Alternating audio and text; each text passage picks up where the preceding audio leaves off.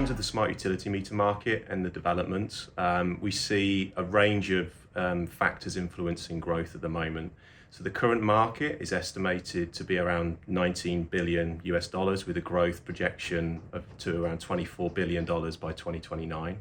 And a range of factors influencing that change and growth, everything from general inflationary price pressure, rising energy prices, climate change initiatives, and also supply chain.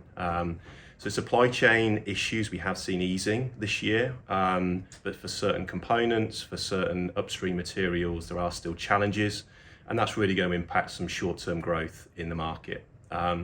Looking at functionality, connectivity is the big deal at the moment for the smart utility market. So by 2029, we estimate that 65% of all shipments are going to be connectable. And that's a really big deal in understanding what those meters are doing and helping both the vendors and the utility companies to manage supply and demand. So that analytics, using that data to understand that and to help drive the transition to smart grid as well as renewable energy sources, that's going to be really important for the future.